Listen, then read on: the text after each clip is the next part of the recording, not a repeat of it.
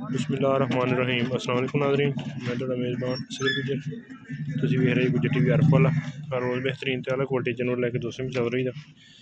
अज माशाअल्लाह तरीक 22 तकरीबन मंडी सारी सेल हो गई। कोई मझ शादोनाद ही रही मंडी के बकाया ज़्यादा माल सेल हो गया।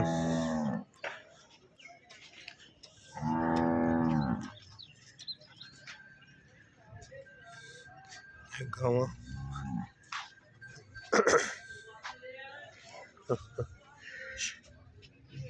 गब्बन मझ बकाया दोस्तों चेक कराने दोस्त चेक कर लें। बिल्कुल मंडी साफ हो गई, कोई मझ नहीं रही मंडी के। रेट भी मझां दे बड़े सारे थे, जिस तरह पहले अगे मट्ठे पै जाते सी, लेकिन हुण रेट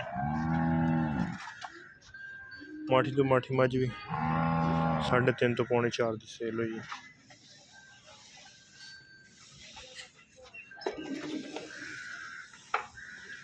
चंद जानवर यहाँ दोस्त चेक कर सकते, बिच कुछ जानवर है बकाया ज़्यादा सेल हो मझ।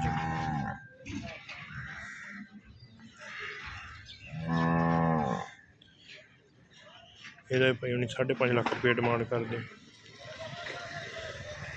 गब्बन। ये पता नहीं क्यों नहीं किस तरह की मझ रही कोई नहीं मंडी के। 5.5 लाख रुपये इस मझ का मुल करते पे मीणी मझ।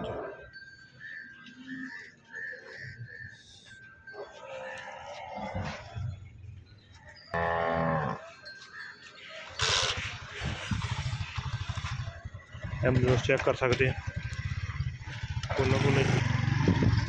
मंडी बिल्कुल शेड खाली पे सर 20-21 तरीक कोल 20-21 तरीक वाले दिन यह सारा फुल सी शेड।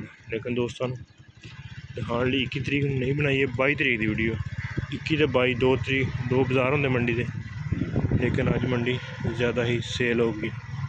कोई जानवर चंद शायद सेल हो, बाकी ज़्यादा ही जानवर है कुछ कोई रह जाते चंद जो कोई मसला मसैल वाली या कोई नहीं भी दोस्त लेंगे।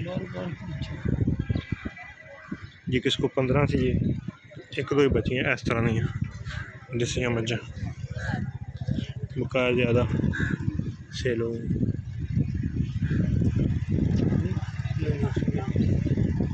सब शेड खाली पे जी मझां चोइयां हुई दोस्त लादे पे सेल हो, उन्होंने अपनियां लोड करनियां वा सारा माल चल माल सब सेल हो गया जिन्हें भी ना। ये सब मंजियां चोइयां हुई गड्डियां दोस्तों चेक कराने लोड होंदियां भी है। दोस्त चेक कर सकते कि ज़्यादा गड्डियां ना लोड हो रही माल की। आई जी आई अपडेट कि ज़्यादा माल सेल हो गया।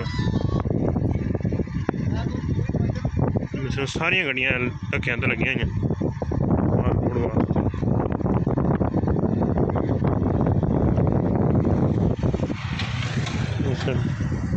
इधर पिछे बच्चे वाले सारा ही बिल्कुल सारा माल जिन्ना भी जिन्हें दोस्तों सब सेल हो गया। किसी एक या दो इससे ज़्यादा कोई मझ नहीं बची। एक अगले दिन भी बेहतरीन वीडियो फिर हाजिर होवांगे। अल्लाह हाफ़िज़।